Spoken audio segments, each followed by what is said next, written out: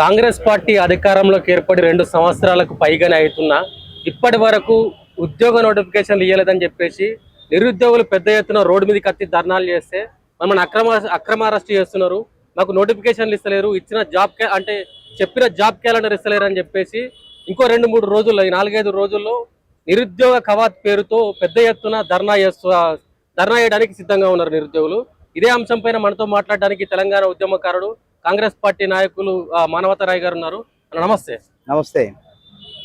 నిరుద్యోగులకు ఉద్యోగాలు రావట్లేదని జాబ్ క్యాలెండర్ అమలు చేయాలని చెప్పేసి నిరుద్యోగ కవాత్ పేరుతోని ధర్నా చేయబోతున్నారు నిరుద్యోగులందరూ. ఏం చెప్తారు వాళ్ళ గురించి? ఇప్పుడు ముఖ్యమంత్రి గారే మొన్న గ్రూప్ 3 అభ్యర్థులకు నియామక పత్రాలు ఇస్తూ కొద్దిగా మీరు నిరుద్యోగులారా సంయమనం పాటించండి, నేను మంచి చేయడానికి ప్రయత్నిస్తున్నా, మీరు అనవసరంగా వేరే వాళ్ళ ఉచ్చులో పడి మీ జీవితాలు ఆగం చేసుకోకండి, నేను అన్ని ఉద్యోగాలను కూడా భర్తీ చేస్తా అని చెప్పి, అవసరమైతే ప్రైవేట్ లో కూడా మీకు అవకాశాలు కల్పించే విధంగా నేను ప్రయత్నం చేస్తా అని చెప్పింది. అంత చక్కగా చిలక చెప్పిన తర్వాత కవాతు చేసే సమయంలో చక్కగా పుస్తకాల కవాతు చేస్తే ఈ 4 ప్రశ్నలకు సమాధానాలు దొరుకుతాయి. అనవసరంగా ఎవడో రాజకీయ ప్రయోజనాల కోసం కొద్ది మంది ఉంటారు, వాళ్ళకి ఏం పని ఉండదు. ఈ నిరుద్యోగులను ట్రాప్ చేస్తున్నారా? కొంతమంది నిజంగా చదువుకునే వాళ్ళని చెడగొట్టే ప్రయత్నం చేస్తున్నారు. మొన్న ఆ రోజు అసలు ఎందుకు ఉద్యోగాల నోటిఫికేషన్ జాప్యం జరిగింది ఒక్కసారి మీ లెజెండ్ టీవీ ద్వారా తెలంగాణ సమాజానికి మొత్తం తెలుస్తుంది. ఎగ్జామ్ పాత నోటిఫికేషన్ల బూజు దులిపేసి కొత్త నోటిఫికేషన్లు జాబ్ క్యాలెండర్ ద్వారా ఇవ్వాలని రేవంత్ రెడ్డి ప్రభుత్వం ప్రయత్నం చేస్తే డిఎస్సి వాయిదా వేయండి, గ్రూప్ 2 వాయిదా వేయండి, గ్రూప్ 1 వాయిదా వేయండి అని చెప్పి వాయిదాలు వేయించింది మీరు కాదా? ఇలా ఈ జాప్యానికి కారణం నిరుద్యోగులు కొంతమంది, అంటే నిరుద్యోగుల పేరుతో రాజకీయం చేసిన కొంతమంది. సరే, నిరుద్యోగుల కోసమో వాళ్ళకి సమయం ఇవ్వడం కోసమో డిఎస్సి వాయిదా వేయటం కుదరలేదు. ఎందుకంటే పేద పిల్లలు గవర్నమెంట్ పాఠశాల చదువుతున్నారు కాబట్టి వాళ్ళకి చదువులు అవసరం కాబట్టి టీచర్ ఉద్యోగాలని వెంటనే భర్తీ చేస్తారు. మీరు అన్నట్టే గ్రూప్ 2 వాయిదా వేసినాం, గ్రూప్ 3 వాయిదా వేసినాం, ఇంతలోకి వర్గీకరణ జడ్జిమెంట్ వచ్చింది. మరి జడ్జిమెంట్ వచ్చిన దాన్ని అమలు చేయాలా వద్దా? సామాజిక న్యాయం చేయాలా వద్దా? అందుకు జాప్యమైంది. తర్వాత దశలో మేము అయిపోయిన తర్వాత భర్తీ చేయాల్సిన సమయంలో కొంత సమస్యలు వచ్చినాయి. రాష్ట్ర ప్రభుత్వంలో క్యాడర్ స్ట్రెంత్ లేదు. అసలు ఏ శాఖలో ఎవడు పని చేస్తాడో, ఎంతమంది ఉన్నారో కూడా, క్యాడర్ స్ట్రెంత్ ఎంత ఉందో కూడా సక్రమైనటువంటి వివరాలు లేవు. దానికోసం ఒక కమిటీ వేశారు. అంటే గత ప్రభుత్వం నిర్లక్ష్యం, అంటే మొత్తం గత ప్రభుత్వం చేసిన తప్పిదాల వల్ల ఇదంతా జరిగింది. ఆ క్యాడర్ స్ట్రెంత్ ద్వారా అవుట్ సోర్సింగ్ వాళ్ళు కూడా ఒక దగ్గర 20 మంది పని చేస్తున్నారు. అంటే ఒకటి పని చేసే వేతనాన్ని 20 మంది వేతనాన్ని ఒకటే తీసుకుంటాడు. ఈ అవినీతి అక్రమాలు ఉన్నాయి, 15,000 కోట్ల దాకా అక్రమాలు జరిగినాయి. వాళ్ళందరినీ, అట్లాంటి వాళ్ళందరినీ కూడా ఏరివేసి వాళ్ళ ప్రకారం చట్ట ప్రకారం చర్య తీసుకొని మిగిలిన ఉద్యోగాలు ఉంటే మీదే భర్తీ చేద్దామని రాష్ట్ర ప్రభుత్వం ఆలోచన చేస్తుంది. అదే విధంగా రిటైర్డ్ గత ప్రభుత్వ ఉద్యోగుల వయోపరిమితి పెంచి నిరుద్యోగుల పొట్టగొట్టింది.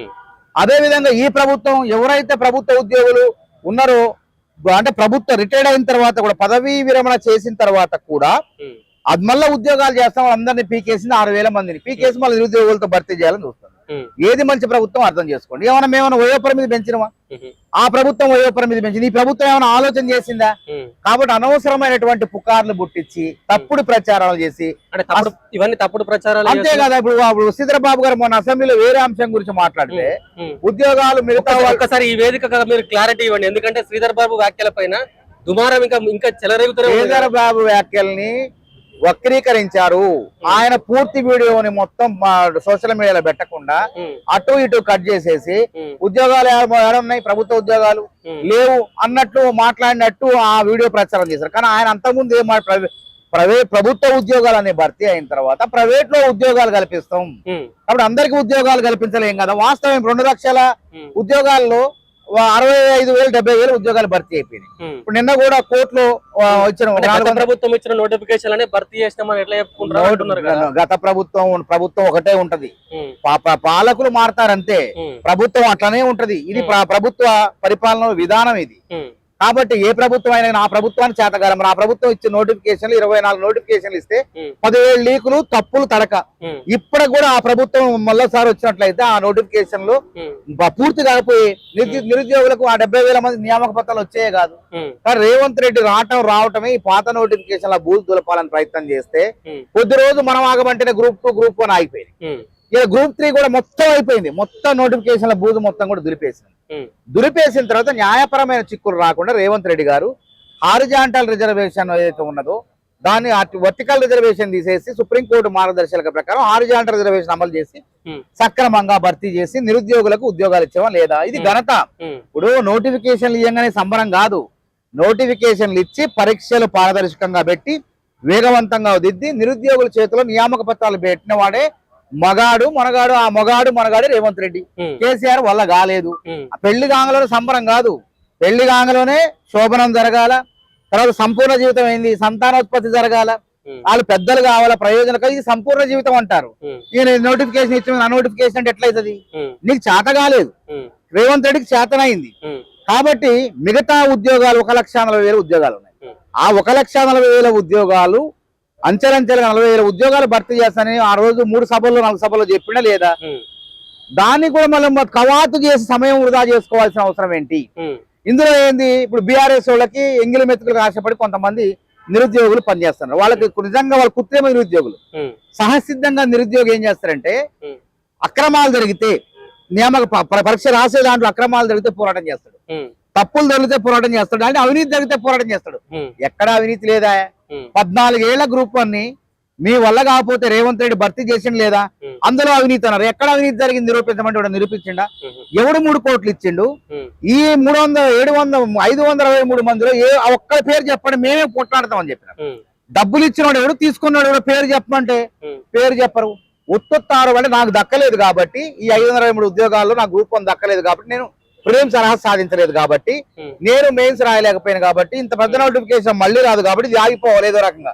అంటే ఆరోపణల ద్వారా పరీక్షలు ఆపే ప్రయత్నం చేస్తారు ఎవడన్నా? అలా ఈ జాప్యానికి కారణమే కొద్ది మంది రాజకీయ ప్రయత్నాలు, కొంతమంది నిరుద్యోగుల పేరు 100%. నేను బహిరంగ అన్న, బీఆర్ఎస్ పార్టీ ఎంగిలి మెతుకులకు ఆశపడిన కొందరు ఈ ఏదో రకంగా ఆపేసి, అంటే బీఆర్ఎస్ ప్రభుత్వం వల్ల చేత కాలేదు కాబట్టి కాంగ్రెస్ ప్రభుత్వం వల్ల కూడా చేత కాలేదు అని ప్రజల్లో నిరుద్యోగుల్లో తప్పుడు సంకేతాలకు పోవడం కోసం కొంతమంది చెంచాగాళ్లు, బీఆర్ఎస్ పార్టీ చెంచాగాళ్లు నిరుద్యోగుల రూప అవతారం ఎత్తారు. నిజంగా వాళ్ళు చదువుకుంటారు. అస్సలైన నిరుద్యోగులు వాడు తుఫాన్ వచ్చిన, అగ్నిపర్వతం బద్దలైన పుస్తకం వాడు వదిలిపెట్టడు. నిజమైన నిరుద్యోగి వదిలిపెట్టడు. అంత జాగ్రత్తగా ఒళ్ళు దగ్గర పెట్టుకొని చదువుతారు. ఇవన్నీ పనికి ఏం లేని ఆకులు ఎగిరెగిరి పడతాయి కదా, అట్లాంటి వాళ్ళు వీళ్ళంతా కొంతమంది. నిజంగా కవాతు 2 గంటలు జరిగితే దానికోసం ఎంత శ్రమించాలా? ఇప్పుడు రాజకీయ ప్రయోజనాలు ఉన్నోడు, డబ్బులు ఆశించినోడు ఎవడో డబ్బులు ఇస్తే మీటింగ్ పెట్టాడు, దానికోసం పనిచేస్తారు. మరి నిరుద్యోగులు ఎందుకు హాజరు కావాలి? రేవంత్ రెడ్డి ఏమన్నా నేను మొండి పట్టుదల పట్టిండా? నేను ఏం చేసుకుంటారో చేసుకోండి అన్నాడా? అనలేదు కదా. ఎప్పటికప్పుడు గ్రూప్ 3 సంబంధం, గ్రూప్ 3 నియామక పత్రాలు ఇచ్చేటప్పుడు నిరుద్యోగులారా ఎందుకు జాగ్రత్తలు చెప్తాడు? ఇలా ఉద్యోగాలు వచ్చినటువంటి తల్లిదండ్రులని, ఉద్యోగస్తులారా, కొత్తగా ఉద్యోగం వచ్చిన ఉద్యోగస్తులారా, మీరు నిన్నటి వరకు నిరుద్యోగులు, ఈ రోజు ఉద్యోగస్తులు, మీకు పెద్ద సంబంధాలు వస్తాయి, మీరు డబ్బున్నోళ్ళు, మీకు అత్తమామలు వస్తారు.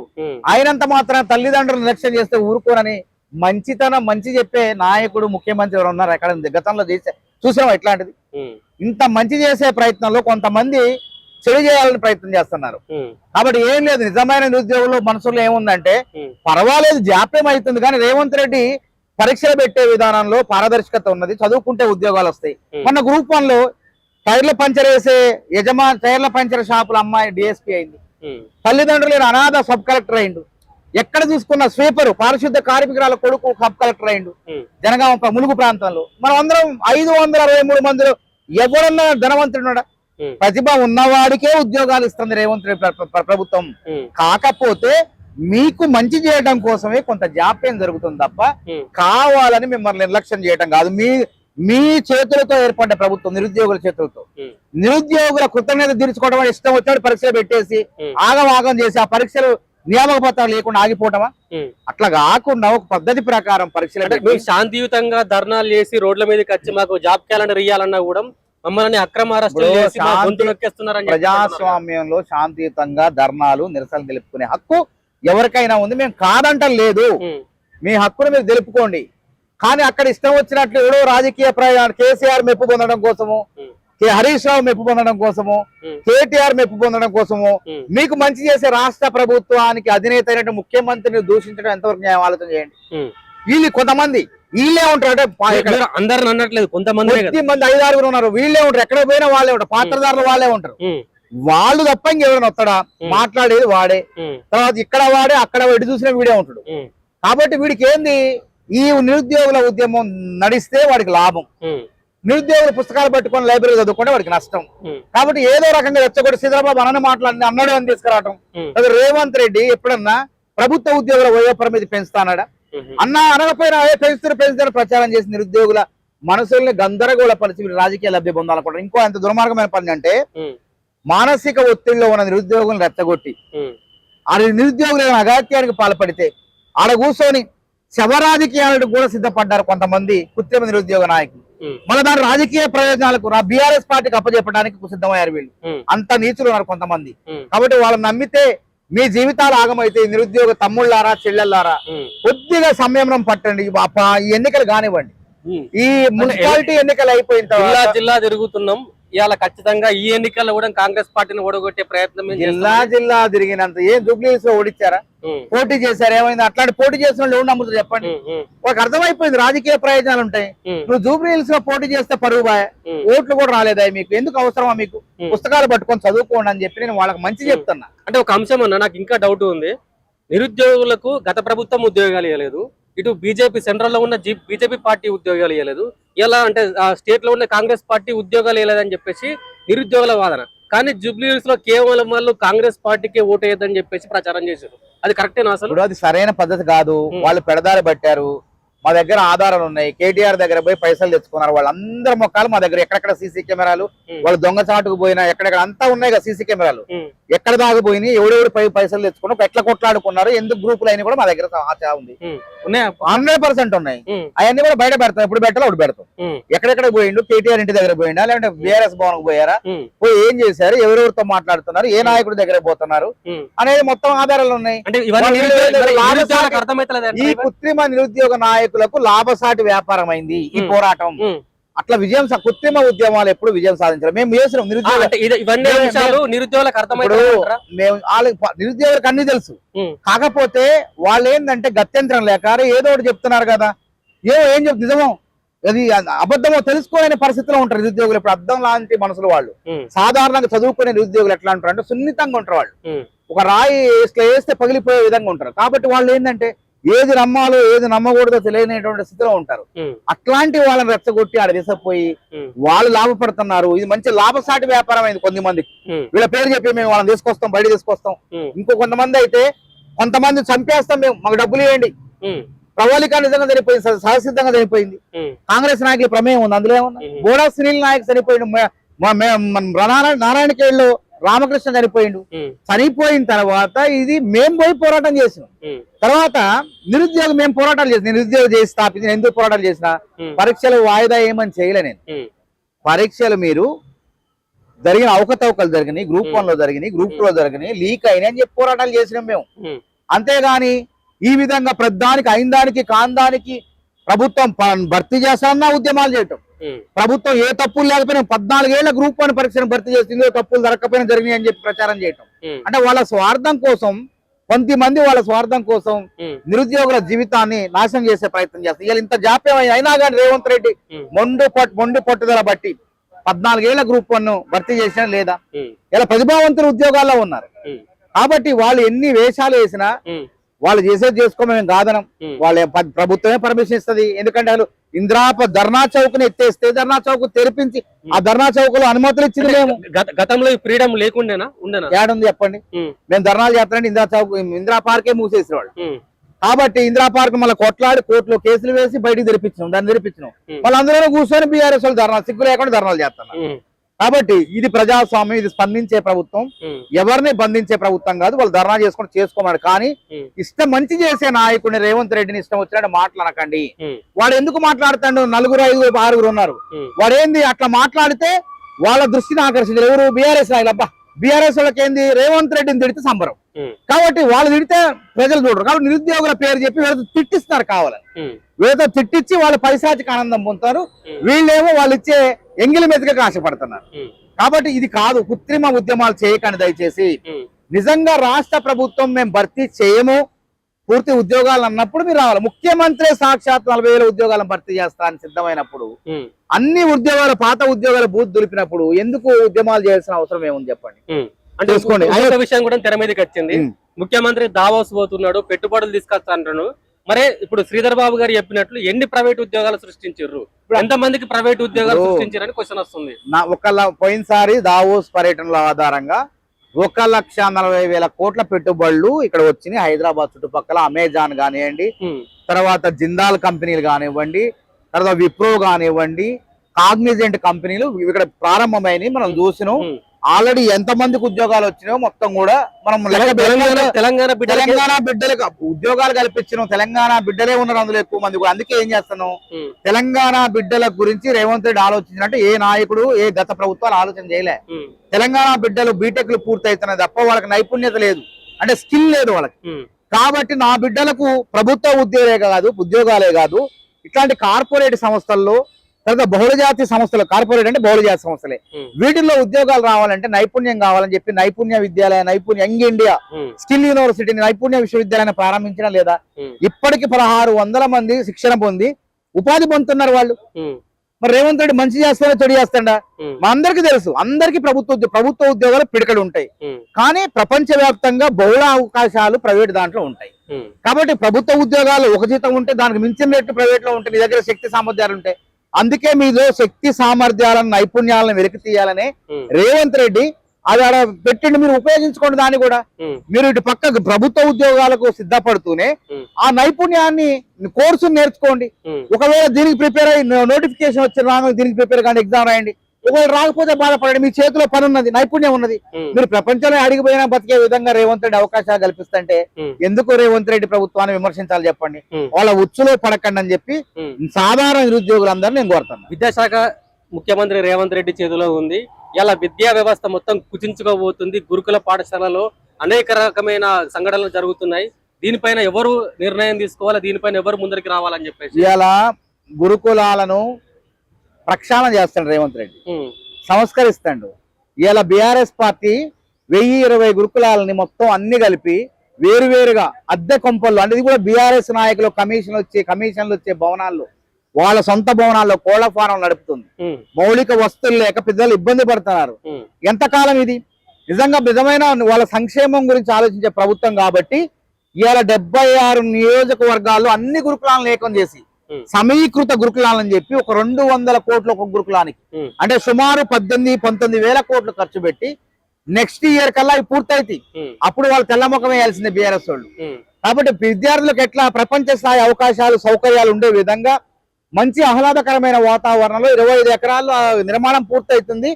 ఏదైనా పూర్తయిన దగ్గర కూడా మనం పోయి ఒక వీడియో చేద్దాం, తర్వాత సమాజానికి అర్థమైంది. కాబట్టి బీఆర్ఎస్ వాళ్ళు చూడండి, ప్రభుత్వ కార్యాలయాలను కూడా కమిషన్ల కోసం ప్రైవేట్ కార్యాలయంలో పెడితే ఇలా రేవంత్ రెడ్డి వచ్చి ఏ ప్రభుత్వ 8,000 కోట్లను కాపాడిండు. 8,000 కోట్లు సంవత్సరానికి. ఆ 8,000 కోట్లు పేద ప్రజల సంక్షేమానికి, రైతు భరోసాకు, రైతు బంధుకు, లేకుంటే ఇంకో దానికో ఆసరా పెన్షన్లు పెంచడానికో ఉపయోగించవచ్చు అని చెప్పి ఆలోచన అయింది. కాబట్టి ఇది మేలు చేసే ప్రభుత్వమే, కీడు చేసే ప్రభుత్వం కాదు. కాబట్టి రేవంత్ రెడ్డి ప్రభుత్వం విద్యాశాఖను ఎందుకు దగ్గర పెట్టుకున్నా? ఆయన గతంలో విద్యాశాఖ మంత్రి ఎవరైనా ఉండ డమ్మీలు కదా. కేజ్రీవాల్ ప్రభుత్వ పాఠశాలని ఏ విధంగా తీర్చిదిద్ది 3 సార్లు అధికారంలోకి వచ్చిండో, పేద ప్రజల తల్లిదండ్రుల, సామాన్యుల మధ్యతరగతి తల్లిదండ్రుల మనసు దోచుకున్నాడు. అదే విధంగా ప్రక్షాళన చేయాలి. ఆ రోజు ఢిల్లీలో ఏ విధంగా ప్రభుత్వ పాఠశాలను కేజ్రీవాల్ తీర్చిదిద్దిండో అదే విధంగా రేవంత్ రెడ్డి తెలంగాణలో కూడా ప్రభుత్వ పాఠశాలని తీర్చిదిద్దబోతాడు. అందుకే విద్యా కమిషన్ వేసిండు. వాళ్ళు ప్రారంభించారు పని ఏ విధంగా ఎట్లా చేయాలనేది.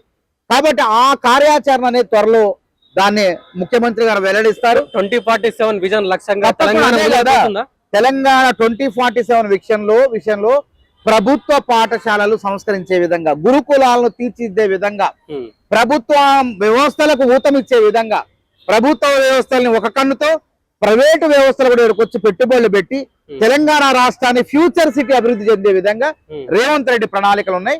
చూడండి త్వరలో. బీజేపీ కూడా ఉద్యోగ నియామక పత్రాలు ఇచ్చింది. మొన్న మీరు చూసే ఉంటారు 61,000 ఉద్యోగాలు తెలంగాణలో. సో దాని గురించి ఏం చెప్పి బీజేపీ ఇచ్చిందా? బీజేపీ అంటే సెంట్రల్ గవర్నమెంట్ నుంచి వెళ్ళి అది మా రేవంత్ రెడ్డిని చూసి వాళ్ళు అనుకరిస్తున్నారు. ఇప్పుడు సెంట్రల్ గవర్నమెంట్ లో 42 లక్షల ప్రభుత్వ ఉద్యోగాలు ఉంటే అన్ని శాఖల్లో ఉంటే దాదాపు 16 లక్షల ఖాళీలు ఇప్పుడు నాకు తెలుసు. ఆ ఉద్యోగాలనే సక్రమంగా భర్తీ చేయలేక రేవంత్ రెడ్డి ఉద్యోగాలను భర్తీ చేసే తీరును చూసి భయపడి నరేంద్ర మోడీ గతంలో ఏం చేసిండు, ఏడాదికి 2 కోట్ల ఉద్యోగాలు ఇస్తారండి, ఇచ్చిండా? మరి 11 ఏళ్ళు అయింది, ఎన్ని కోట్లు రావాలా?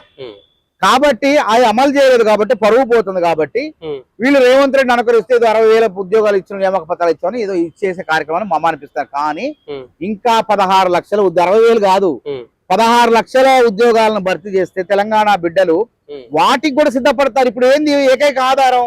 తెలంగాణలో ఉద్యోగాలకే, ప్రభుత్వ ఉద్యోగాలకే సిద్ధపడుతున్నారు.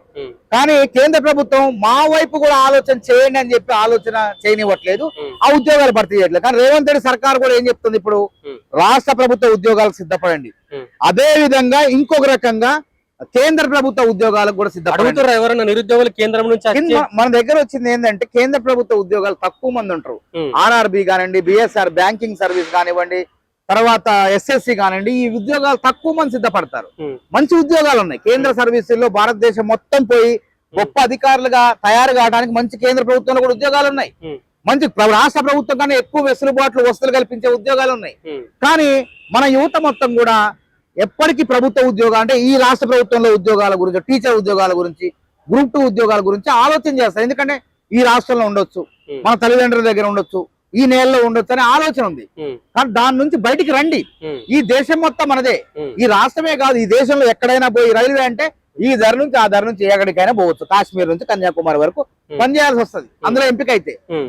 బ్యాంకులో కూడా అంతే, కేరళ నుంచి కన్యాకుమారి వరకు ఏడైనా పోవచ్చు.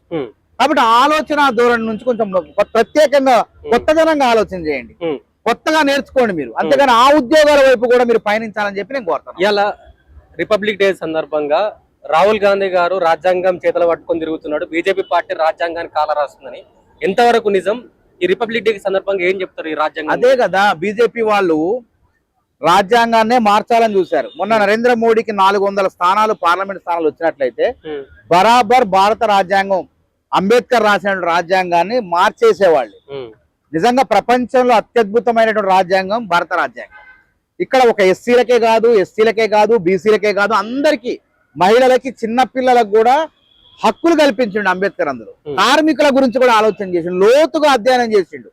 ఆనాడు 1956 గణతంత్ర దినోత్సవం, ఈరోజు ఆ రాజ్యాంగాన్ని అమలు చేసుకున్నటువంటి దినోత్సవం. ఈ రోజు మనం గణతంత్రంగా చక్కగా దాన్ని ఘనంగా చెప్పుకున్నటువంటి రాజ్యాంగాన్ని అమలు పరుచుకున్న రోజు మనం ఈ రోజు. కాబట్టి ఈ రోజు జరుపుకుంటామంటే ఏంది, ఎక్కడ కూడా లేదు. కాకపోతే ఏంటంటే వాళ్ళు మనువాదం, వాళ్ళ రాజ్యాంగం. బీజేపీ వాళ్ళది ఏంటంటే మనువాదం అంటే ఎట్లుంటదంటే పూర్వకాలం, ప్రాచీన కాలానికి పోవాలా.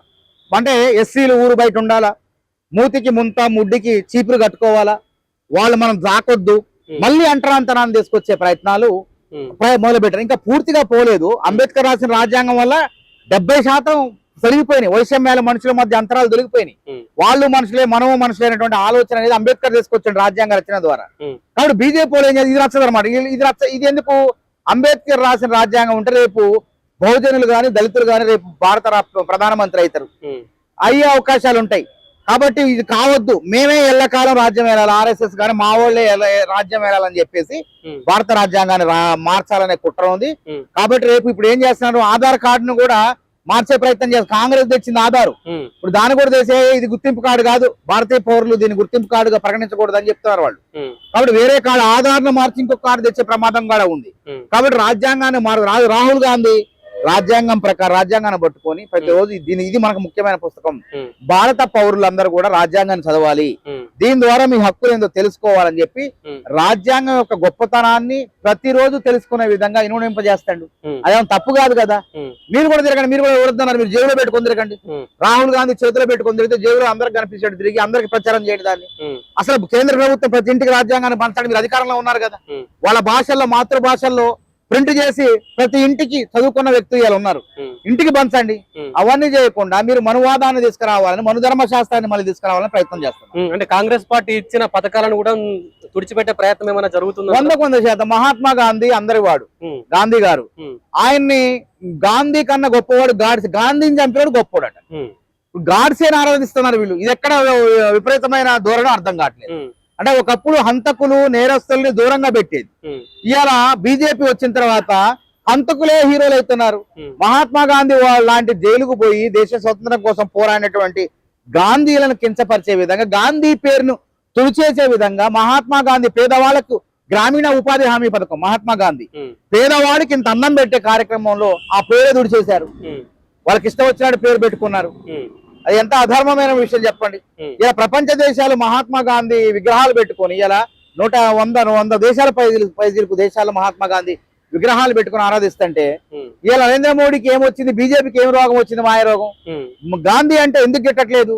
గాంధీ ఉన్నంత వరకు కాంగ్రెస్ పార్టీ ఉంటది, రాహుల్ గాంధీలు ఉంటారు కాబట్టి వాళ్ళకి రాహుల్ గాంధీ ప్రధానమంత్రి అయ్యే అవకాశాలు ఉన్నాయి అంటే ఇవన్నీ చూస్తా ఉంటే ఈ రాజకీయ నేను ఒక్కటే చెప్తున్నా మీ లెజెండ్ టీవీ ద్వారా, రాముడి వనవాసం 14 ఏళ్ళు రామాయణంలో, ఆ తర్వాత భారతంలో పంచపాండవుల ధర్మం వైపు నిలబడ్డ వాళ్ళ వనవాసం 14 ఏళ్ళు.